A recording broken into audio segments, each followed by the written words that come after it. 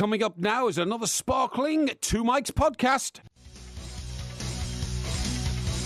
This is TalkSport Extra Time. I'm Mike Graham. Mike Parry is here, I'm delighted to say, having risen from his deathbed, he claims, like Lazarus, to make it in here, looking pretty awful. I've got a collection of cleaning fluids here to make sure that the germs don't reach me, because I'm already starting to feel a bit under the weather since you arrived. Well, you know, I try to keep myself to myself, mate. You know, I mean, the point is, you don't know how ill I've been. I took to my...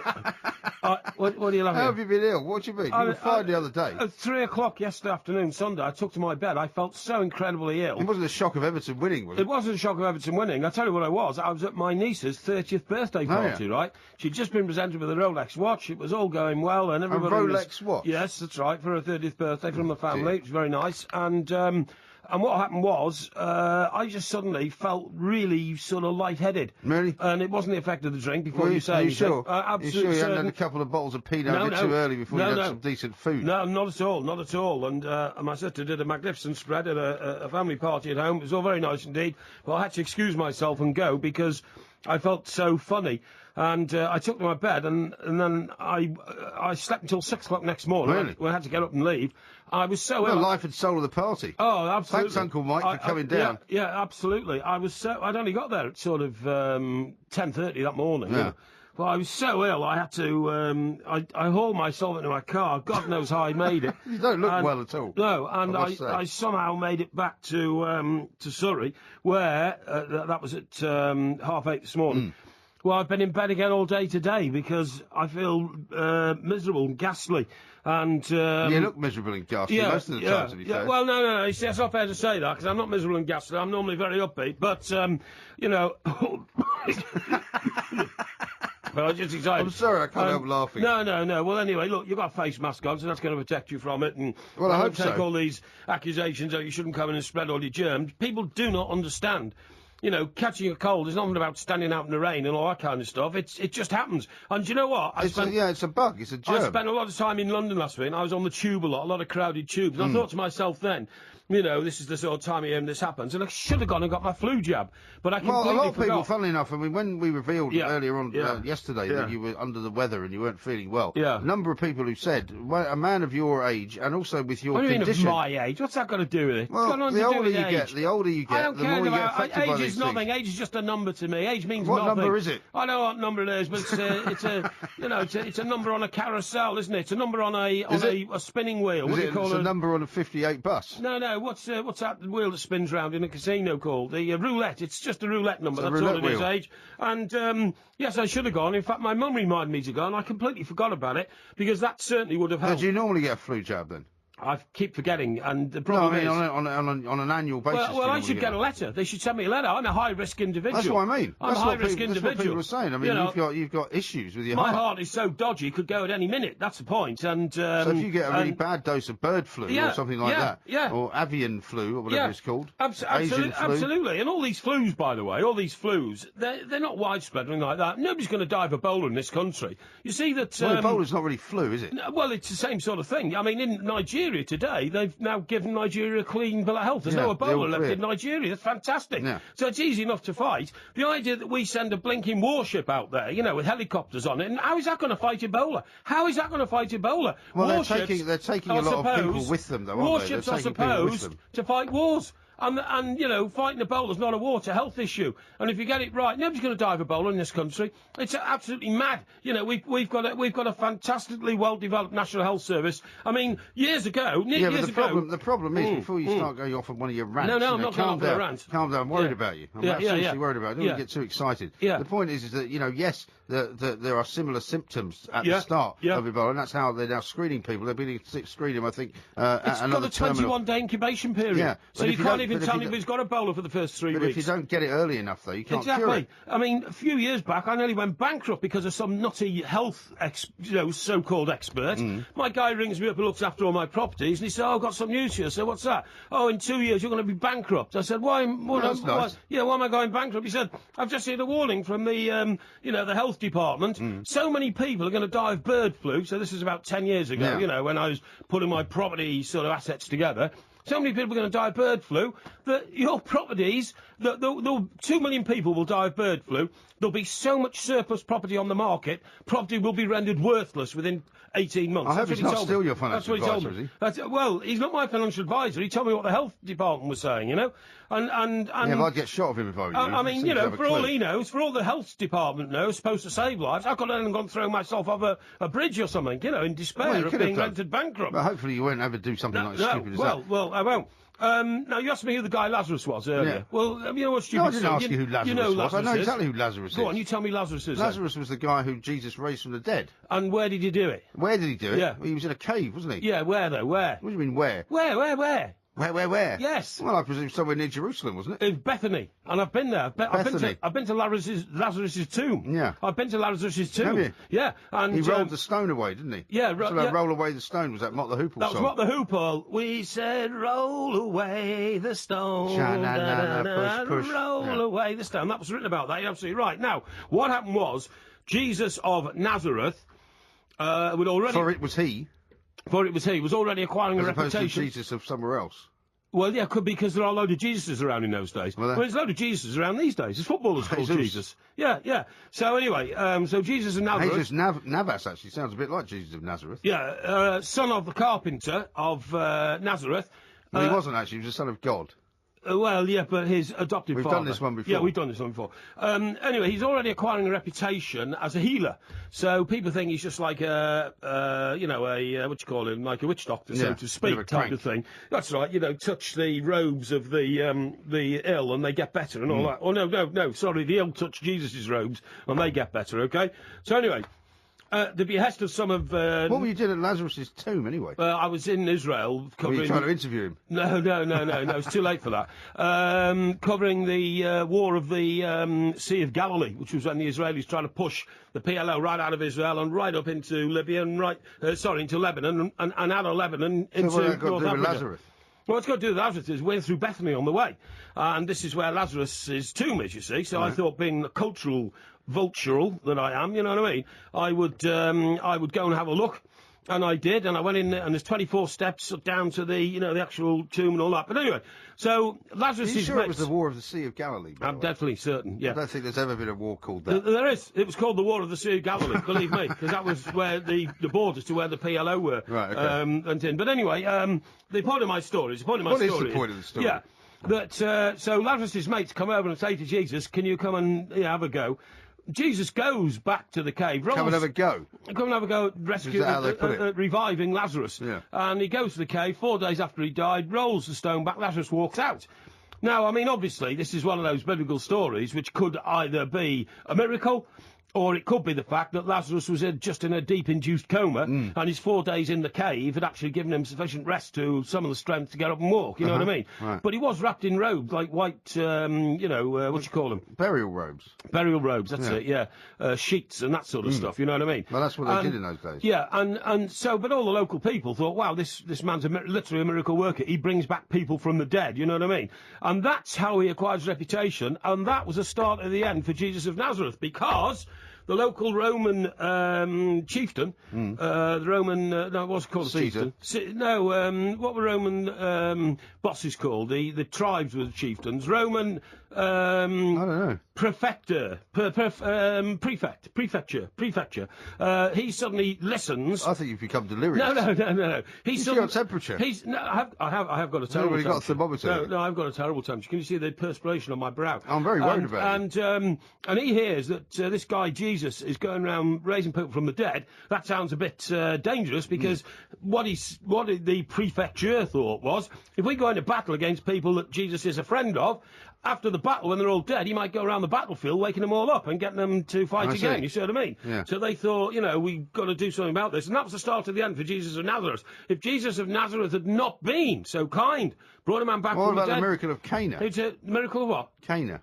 What Cana? Who's Cana? You don't know what the miracle of Cana was? Well, I don't think there was a miracle of Cana. If there was, I'd know about it. Well, it wasn't the first thing that he did when he raised Lazarus from the dead. It wasn't the first thing he'd ever done that was out of the ordinary. I told you that. I told you that, like crippled people and blind people have been touching his robes and claiming the miracle of Cana was the wedding feast. The wedding feast. 5 5 loaves and the fish and all that. Well, that wasn't called the miracle of Cana. That was called the 5 loaves and the 2 fish. That's what that was called. It was called the miracle of Cana. It wasn't the miracle of Cana at all. I know where you get that from. I know all about these things. It also wasn't the War of the Sea of Galilee. But anyway, look into the light. Look into the light for a minute. I fought it. Look into have some more Lemsip. Calm down. He's Mike Parry. I'm Mike Graham. More from the 2 Mikes next.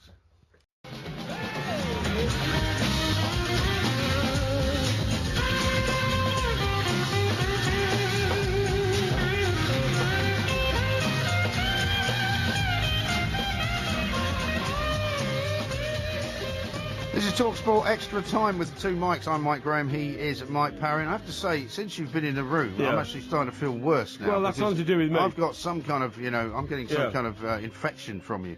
No, you're not. So you're not. No, and it's true to say that some people did say it was actually not a particularly heroic thing for you to do. You're coughing all over the place. This is a sealed room in here. Sorry. What do you mean you're not? You are clearly coughing. I'm coughing. You're sweating. I'm not. I'm coughing into this. I take this away now, but when I cough, people, it's like... When I cough, I put this mask over my face, so it sounds like this. This is when I'm coughing, so I don't spread any... But I can feel my voice going. I don't spread any germs. I can feel my voice going even as you speak to me. But here's a piece that I found, funnily enough, the other day that I was going to talk to you about anyway. Harvard University scientists have decided that man flu actually does exist. Man flu? It is actually a condition that men get. What's that then? Men get sick because they don't have the sex hormones that boost women's immune systems. Is that right? I didn't know that. when people say man flu, it's one of these mythical things, whenever, because you're probably like most men, when you get ill, you crawl into bed, you don't want to talk to anybody, you don't want to see anybody. Absolutely. You make out it's a lot worse than it actually is. I know, I don't make it out. I know that I'm stoical. I always make out it's not as bad as it is. Stoic. Because I don't want other people to think that, I'm a whinger or a moaner. I don't whinge or moan. Never had a day off work in my life. You just spent 15 minutes whinging and moaning. Never had a day off work in my life due to illness. That's not true. Well, I had 7 months off when my heart went. 7 months off when you had a bad heart. Yeah, I know, but I mean... Well, that's due to illness, isn't it? But that was like... that was... something that happened. I mean, what I'm saying is... Can you stop coughing, Hey, please? I'll tell you what's interesting. I've read that 10 million people a year now, right? Yeah. I read this in a report that I found on the internet when I was trailing through things. Oh, you managed to fix your laptop, in my sick bed. Yeah, that got fixed. You were so grumpy last Thursday night because your laptop wasn't working. Well, you're cut off from the world. There's a young lad called Chris in our IT department, right? And he took control last Friday, and he had a look at it for me. Excuse me. And it's the air gets in the back of my throat. It's the air conditioning. Can you turn it down, please? And listen, I'm going to switch it off because I mean it's going to be like the Legionnaires' disease or something. And anyway, he had a look at it for me, and he did a brilliant job, fixed it all up for me. I mean, a number of lads from the IT department worked on it. Junior worked on it for me, did a brilliant job. Well, I'm glad to see that you're just tying up all these guys to fix your laptop. No. It was such a complicated virus that somebody had introduced into the system. Anyway, it's all done now, so it's good. But anyway, what I found on it was, because when you're in your sick bed, there's not a lot you can do. You can't get out of the sick bed. You're aching all over. Your back's gone. Your head's gone. You're perspiring. Had to change the bed 3 times because the sheets got so wet. Was Mrs. Mop during all this? Well, I didn't want her to come along because, I was in a pretty desperate condition. I didn't want to... You didn't want her to catch anything I didn't want to catch her, but you don't mind giving it to me? No, she has a certain image of me as a leader and a man of, forthright actions, and I don't want to see her weak. I don't like people to see me weak. What you're laughing at? Because you're such a complex character. Or weakened, because as well as I do, the way life goes is that the weak are always picked on by the strong. So I must be seen to be strong at all times. Anyway, excuse me. I read you don't look very strong at the moment. I don't feel very strong, but if anybody challenged me, I would get strength from somewhere. Now, 10 million people a year go into hospital as a result of some booze-related illness. Well, you say that, but I wonder about the people that sort of put these statistics together. Compile them is the word I'm looking for. Yeah. Because when we read stories about, for example, the number of people with alcohol-related death, almost anything can be put down to alcohol-related death. The reason I say this is my sister's husband, actually, who died of cancer, because when they gave him an autopsy, they discovered that he had quite a lot to drink in his time. They put it down as an alcohol-related death. He didn't die of alcohol-related. What did he die of? He died of cancer. Well, do you know, it's funny you say that, because when my father died over 30 years ago now, God bless his soul, they didn't know what he died of, so they put alcohol. They listed it as an alcohol, and that was a moderate drinker. So you get all these. I wonder whether all these statistics are actually correctly compiled, or whether they're compiled with a sort of political viewpoint. They only found out where my heart went. That's what my father died of, amazingly, because they didn't know what it was in those days. Nobody had even had a heart transplant in those days, so they just put it down to alcohol. Well, they couldn't do it, could they? And I protested at the time. I said my father didn't die of alcohol problem. Anyway, that's by the by. Point is that if this is true, excuse me, this can extend from anything from a cut head because you slipped over when you were drunk, you know what I mean? Hit your head on a wall. Well, I suppose that is alcohol-related. Yeah, alcohol-related. A punch-up, which was... That's alcohol-related. Yeah, stepping in front of a car, because you're intoxicated. That's alcohol-related. They all are, but it extends to people dying of cirrhosis of the liver.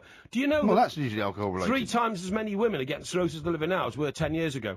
Middle-aged drinking in women has exploded, apparently. Exploded. Women go home from work now and they open a bottle of wine and start...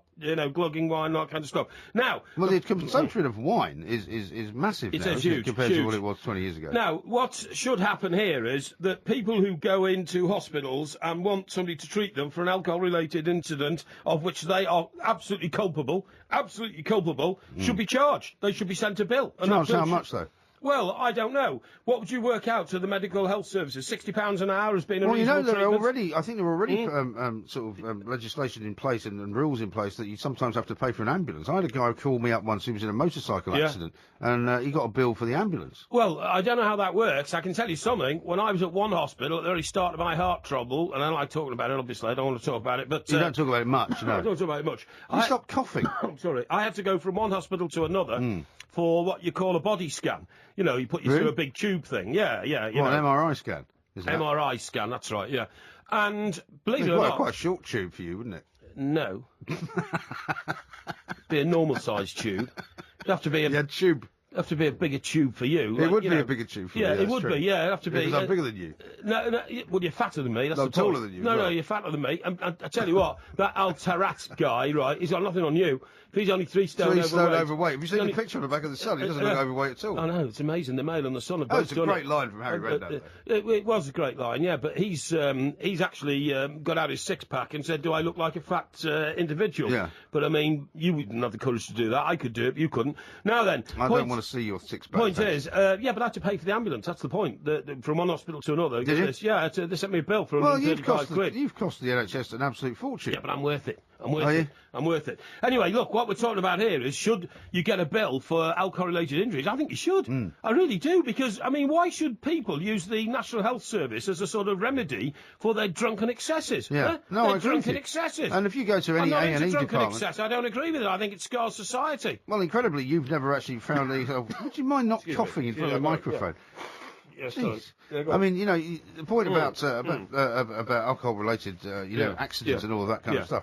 If you go to an A&E department on any sort of Friday or Saturday night in any major city, I mean, the whole A&E department is clogged up with drunks. Are you sure about this? Have you been and seen it? I have, yeah. Right, okay. I've had to take my kids occasionally to the A&E because, of course, doctors aren't open at the weekends. No, that's right, yeah. Because despite the fact that they take huge amounts of money. There's all these drunks floating around, are there? There's loads of drunks everywhere, yeah. And anybody who attacks a doctor, by the way, should get 2 years jail. A doctor or a nurse or anything like that, you know what I mean? Well, they shouldn't attack anybody. See that Brian, what's his name, a guy? Used to be in East 17. What was his name?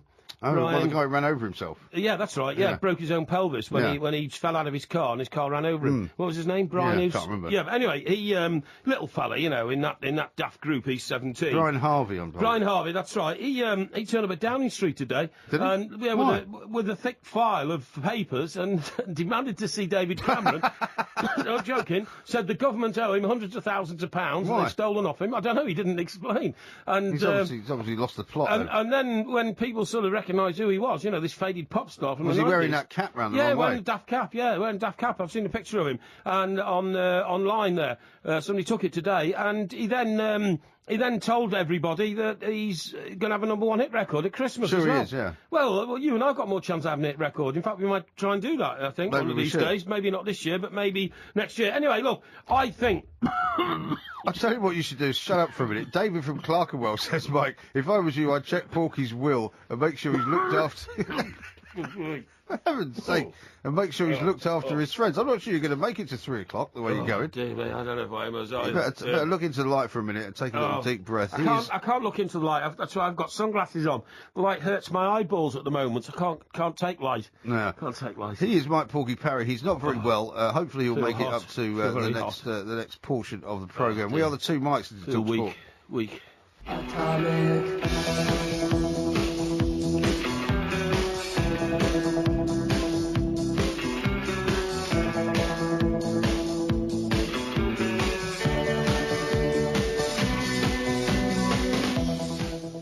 This is TalkSport Extra Time. We are the two Mikes. He is Mike Parry. I'm Mike. Play that. Atomic? Well, I don't know. Atomic, is it? I thought it was Union City Blues. No, it's Atomic. That was by Blondie. Blondie, Debbie Harry. Union City Blue, actually. Debbie Harry, one of my favourite women of all time. Really? Wonderful woman. Have you seen her lately? Sorry? She's not looking too good at the moment. Well, I have seen her in some interviews lately. I mean, she's in her 60s now, for goodness sake. But in her pomp, in her peak, do you remember when we were in New York, not sure if you did it, but I certainly did it, Mick Jagger's had his first child by Jerry Hall. Yeah. And it was at that that hospital that was famous for celebrities, on Mount Hill or something, was it? Mount Sinai? No, not Mount Sinai. That's in LA, isn't it? No, Mount Sinai's in New York. Is it? Yeah, okay. No, there's a hospital there somewhere down near 34th Street or whatever. And there's NYU Hospital. No, it wasn't NYU. Definitely wasn't NYU, no. St. Vincent's? No, it wasn't St. Vincent's, no. Bellevue? No, it wasn't Bellevue, no. I'd remember it if I saw the name. But anyway, I was out there and we were trying to find out what was going on. And this woman kept shuffling around. She looked like a bag lady, literally. She had a scarf wrapped around her head and all this kind of stuff. And she was carting these bags in and out and all this kind of stuff. And we eventually realised it was Debbie Harry. Oh, yeah. And it was the first time that her boyfriend, was it Christine? Yeah. He had that terrible wasting disease. Wasting disease. And he was actually in the same hospital. Yeah. And she had no idea why all these, millions of people from, the media had suddenly descended on the hospital. She thought she'd been rumbled and she was running away, but in fact we didn't even know she was there. Yeah, I think that was just before my time, actually, because otherwise I would have been there as well. I was the first one to spot her, by the way. I spotted her right away. Did you get a chat to her?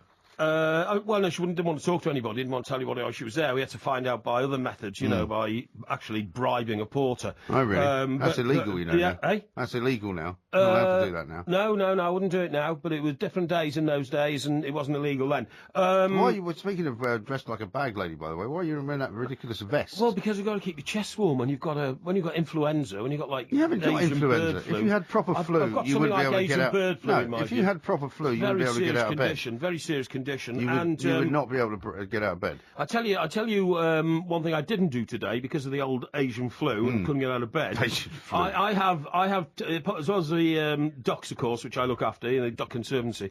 And maybe you got it from the ducks. No, I didn't. No. I think the ducks may have passed it on to you. No, I haven't been with the ducks since the middle of last week. But anyway, point of the story is. Still haven't seen a picture of you feeding the ducks. Well, you don't need to. I don't have to boast about my good charitable work. Well, no, I don't believe you do it. That's why. Of course I do it. Of course I did. Don't be ridiculous. Now, what I was going to say was. We need a duck selfie from you this week. Is that the biggest enemy of the ducks is the fox, okay, because the fox can get them, and that's why ducks have duck houses, so they can sleep on the water, so to speak, you know what I mean, because the fox doesn't like water. However... Well, as long as they stay in the water, the top fox can't get them, can he? No, that's absolutely true, but they often come to land and they sleep there with their little heads in their feathers, you know what I mean? But anyway, the point of the story You really are a duck expert. I am a duck expert, yeah. I am, yeah, of course I am, yeah. Maybe we should have a quiz on ducks one of these days. Quiz on ducks if you want, it don't bother me. And so...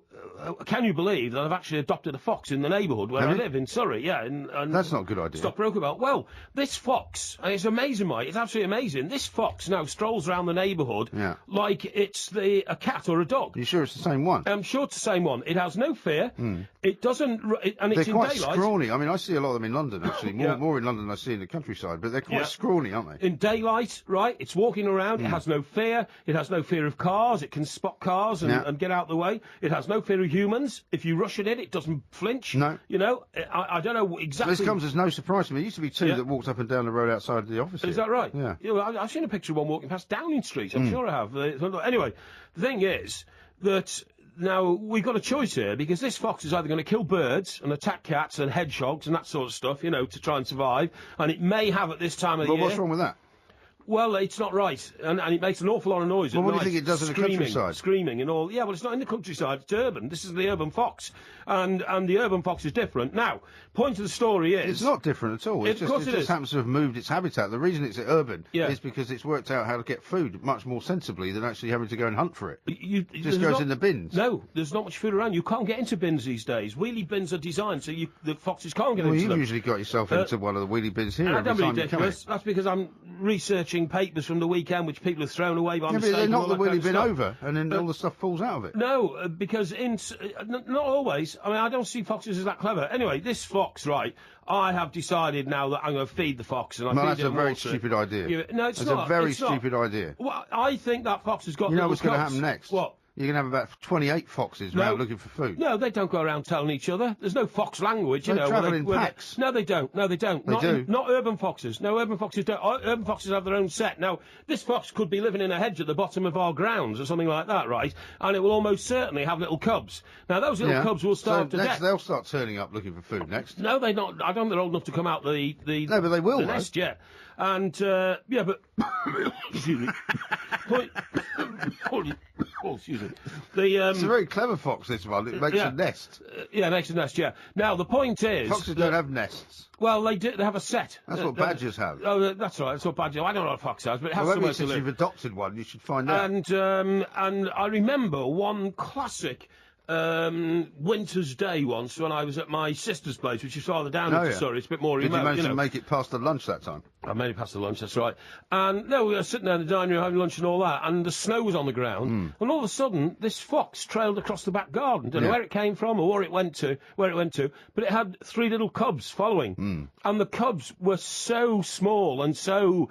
vulnerable and so wizen, we had to take food out because you couldn't let animals like that die. They're all God's creatures, Mike. Oh, don't be so ridiculous. They're all God's creatures. That's the way the world is. I've talked about Jesus of Nazareth earlier. I've talked about Lazarus and all that.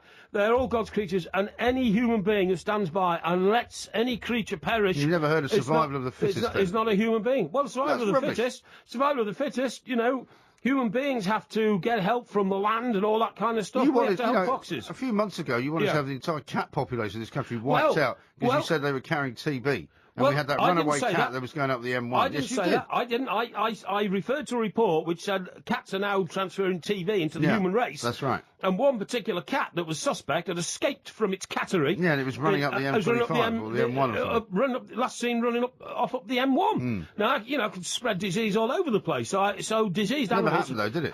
No, it hasn't happened yet. It could be a long incubation period. But diseased animals have to be put down humanely. You wanted all cats wiped out. Well, I said that we would have to have a gassing process for cats that were suspect. A gassing process. Well, that's because it's a lot quicker to gas cats en masse rather than individually inject them. You're obviously giving this a lot of thought. Well, if there's a diseased cats running around, you've got to do them, I'm afraid. It's as simple as that. Do them? If there were diseased foxes running around... Cat's name was Millhouse. Millhouse. I wonder if he's still out there. Whose middle name is that? Millhouse. Richard Nixon. Richard Millhouse Nixon, that's the one, yeah.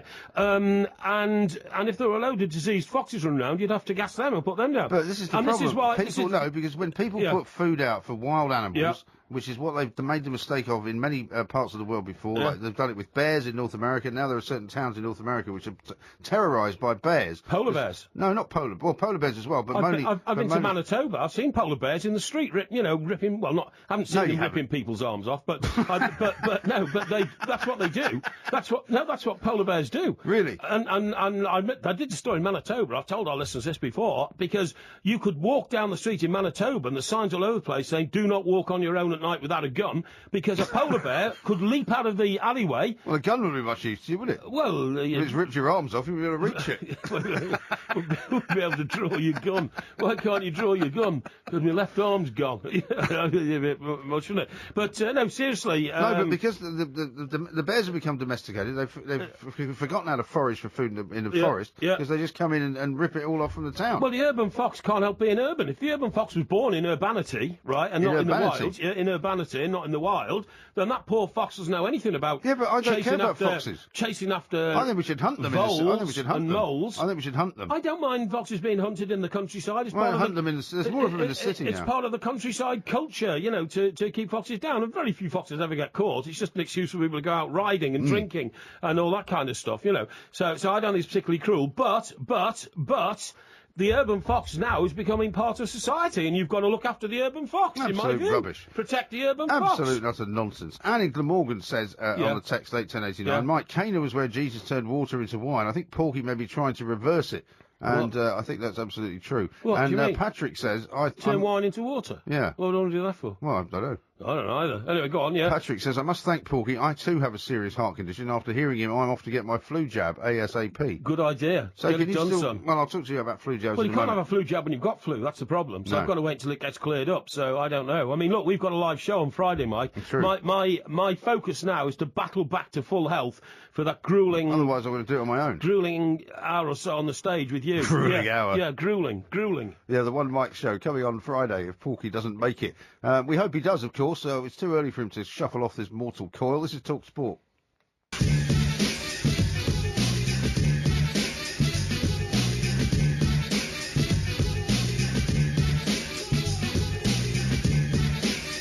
This is TalkSport Extra Time. I'm Mike Graham. He is, of course, Mike Parry. He's bravely carrying on. He's bravely soldiering on. But I've got a couple of what I would call rather cruel messages to read out to you. I mean, no sympathetic ones? Not very many sympathetic ones, no. Well, I tell you what, that shocks me. Neil in Derbyshire. I've got such a headache. Do the audience know what I've gone through today? They've all got a headache listening to you as well. You what? Neil in Derbyshire has texted into 81089. Says, Mike, if Porky croaks it, can I have his slot on your show? I can talk nonsense for a few hours a week.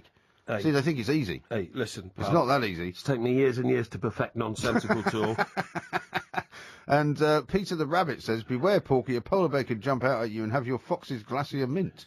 Yeah. I understand that, because that's the symbol, isn't it? The fox's glacier mint, the polar bear stands on it. Makes the polar bear look like a cuddly little animal and all that. Tell you what, mate, don't stroke a polar bear, the last thing you ever did. Yeah, it certainly would be. Now, I want to talk to you about this diving escapade. Yes, I agree. Because I think Gary Monk has made a bit of an idiot of himself. I don't. I think the guy's been very, very forthright about it. What's wrong with that? Well, because I don't believe him for a start. You know, he may well say that he punishes players who simulate diving in training. Why you would ever simulate diving in training, I have no idea. But I really don't believe that if one of his top strikers or one of his top stars decided to dive and get a penalty, which then resulted in Swansea winning a game, I think the board and the owners of Swansea would have something to say if he suddenly dropped the star player from the team on the basis that he thought he'd simulated a dive. One of the papers you'll be reading tomorrow morning points out that he's not always been over-consistent on this, Gary Monk.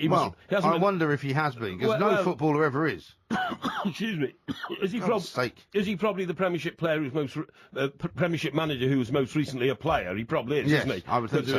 I would think so. It was only last year, wasn't it? Yeah, that's right, yeah. One or two of the players are pointing out that, he wasn't exactly, virtuous when it came to that sort of thing during his own playing career. Now, well, because no player can be, that's my point. I mean, in sport, as in life, cheating is endemic. You cannot get rid of cheating because, as Jeff Ellis was saying, it's called being competitive. Yeah, no, it absolutely is. But I tell you what, it's taken a bit of a development today because obviously the club that benefited from what I thought was a blatant dive by Moses. Most people seem to think so. Yeah, was Stoke. But what is utterly ridiculous is that Stoke have now made an official complaint to the BBC for a view expressed by John Hartson on the Match of the Day programme on Sunday night. I saw that, yeah. Ludicrous.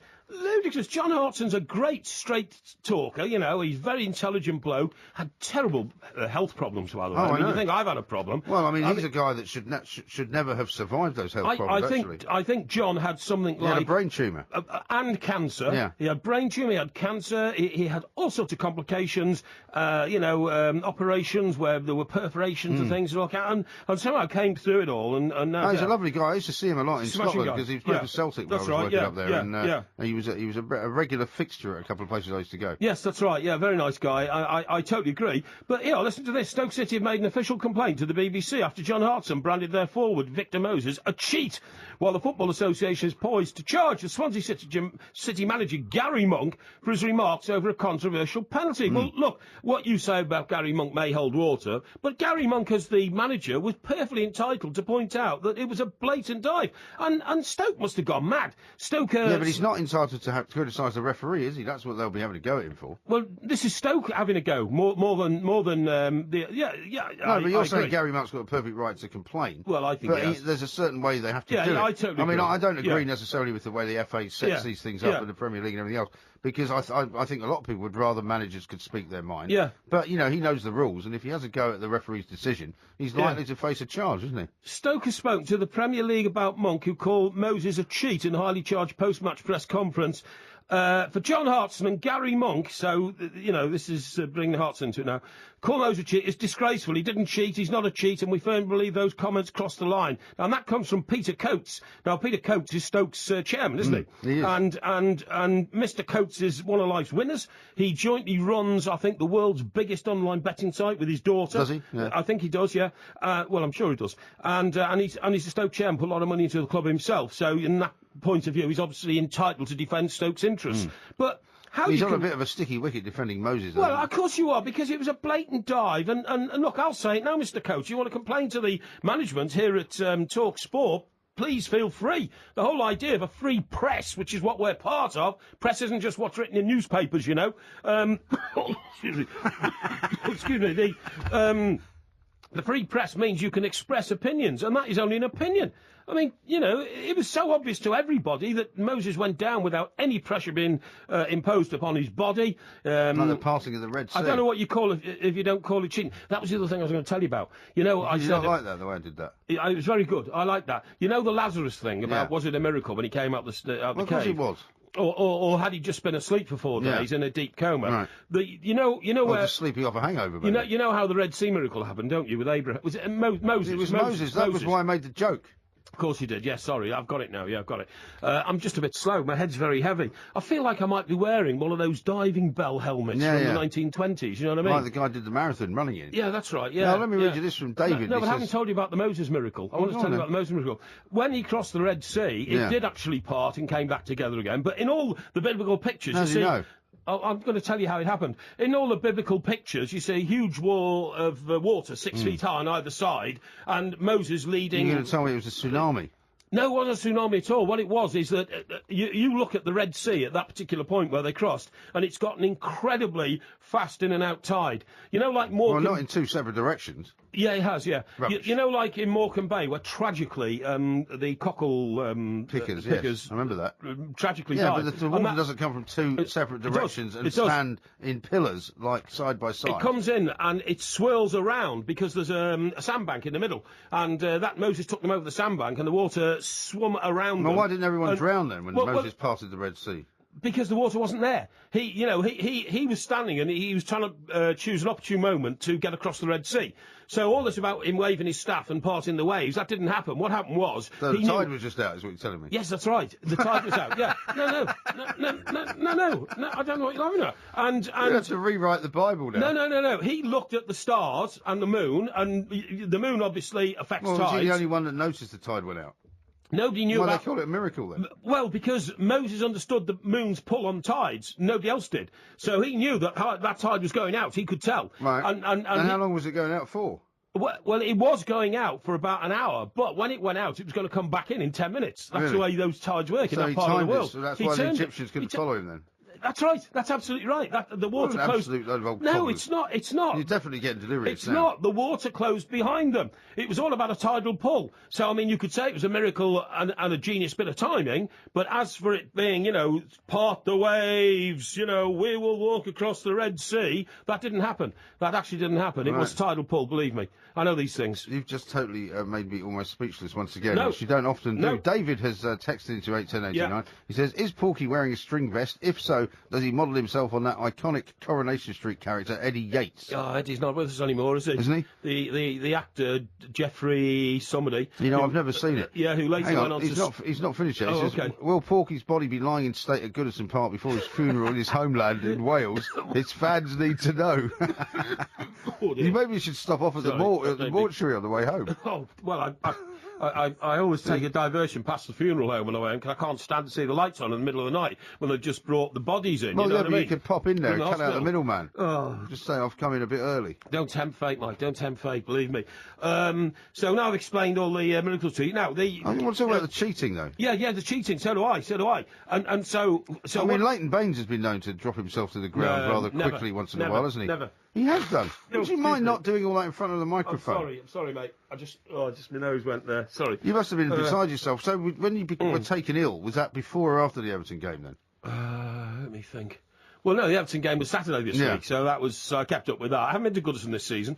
I just can't get there. Got any plans to go? Well, I hope so, but I mean, you know, when we're doing shows now on Friday nights and all that kind of stuff, it is difficult to get up there. But I do want to go, and I want to thank everybody who's been expressing interest from that part of the world in my health. Thank you, folks. You know, and well, I see you were asked earlier on today if you were going to Lille as well, because that's going to be later on this week, won't it? Live on Talk Sport, the Lille Everton game. I know, it's brilliant, and the guy who Lille, you can get trained there as well. Yeah, Eurostar. Yeah. Joe Cole used to play there. And I was going to go over and see him, except that he then left, so to speak. We planned a journey. He heard you were coming. He must have heard I was coming, yeah. Why don't you just wait for the tide to go out? You could have walked. And we planned the journey on the train. It was easy down to Lille and back. And the guy who sent a tweet in tonight, which you may have seen, says 10,000 Everton fans are going to be there. Yeah. It's incredible. Well, because it's very near. That's why. Yeah. I admire them so much for going. And I love those foreign trips. In fact, if we'd have had time and resources and all that, I'd have taken you to Russia to watch Everton in the last game, in the Russian game. I love Russia. It would have been great. Really? Well, CSKA Moscow tonight playing in an empty stadium. That's right, they are. That's going to be weird, isn't it? Yeah, very weird indeed, yeah. But getting back to the diving, right, this is the answer. So what is your answer? Come on, you must have one. I have. You do retrospective legislation. I heard that won't work. I heard Mr. Collimore's view on it, and I think that's never going to happen. You slated it. You slagged it off. I think you've got to say, you've got to give consideration to anybody who wants to eradicate diving from the game. You can't eradicate it, though. That's my point. Well, I think you can if you did it my way. My way would be you have a retrospective panel every Monday morning or Tuesday morning. See, if it's a Monday night that's game. Rubbish, that. No, it's not. You look at it, and if you looked at the Moses one, you'd say that's clearly a dive. And do you know what you do then? What? You take the points off the team that is culpable of having a diver in its midst. I tell you what, you'd blinking well stop diving very, very soon after that. Yeah, but there's already a flaw in your argument. No, it's not a flaw. In your argument is all right. Now you might say that it's very clear that the Moses one is a dive, and you'd probably not find many people disagreeing with you. Yes. But you'd have to say that at least 50% of all of these types of conditions and decisions would not be clear cut. Yeah. And if you're going to take points off teams and cost them money, you're going to have to be very sure. Right. But what you would do is you would focus players' minds on simulation in the penalty area, going down at one touch and all that. They'd think twice about it and it would eradicate it, okay? I don't think it's a question of thinking twice about it, because I think, as we were talking about earlier, these things happen at high speed. They don't necessarily happen as a result of any predetermined action that's taken by any player, and it's just something that happens. Even Stoke fans, I've seen them talking and looked on the old websites and all that, know that was a dive, and he just went down in the area. You can't go around taking points off teams. Yes, you can. What if the scoreline was different? What if it was 3-1, 4-1? What if it was 8-0 like the Sunderland game? And in the eighth goal, somebody decides that Southampton. Sorry, you lose the points. You lose the points. Well, that's ridiculous. No, it's not ridiculous. Stupid. It's not ridiculous. Totally stupid. It is not ridiculous at all. You're being ridiculous if you can't open your mind to the possibility of there being another way about it. Another way to do it. There is another way, and I'll tell you what the other way is. The other way is to have proper video recordings of everything as the game is going on, so that you can punish the players during the game. After the game, it's no good. How do you punish them during the game? During the game, you would give them either a yellow card, or if they've already had a yellow card, you give them a red card. Well, I agree with that. I agree with that. No problem at all. If the refs took that on, but it's got to be done during the game, so that the outcome of the game is not sort of judged later. So you have to. If you do something wrong during a football match, you should be punished during the game. But it's no good if you do retrospective. It's no good then issuing a yellow or red card against the player involved, because the team he was playing against had the advantage. Did not have the advantage of playing against 10 men. So you've got to take the points. That's why I'm saying take you the need points cameras. off the offending team. Take the points away. But that doesn't help the team that they beat. Take the points away. That's what I said. No, but that doesn't help the team that they beat. Listen, it penalises you. It penalises you and your team. And once a manager walks in on a Tuesday morning to find he's had his 3-point victory stripped from him. A lot more, by the way, now. Well, I'm sorry about that, but it's just, I can't help it. Maybe I shouldn't have come in tonight. I don't think you should have maybe, done. but An absolute load of old rubbish. That was the Two Mics podcast. Yes, it certainly was. Don't forget, it's out every Tuesday and every Friday morning on iTunes. And you can follow us at the Two Mics. So keep listening for more of MG's loose morals. Believe me, this boy hasn't got a moral fibre in his body. And more of his bizarre buffoonery. What?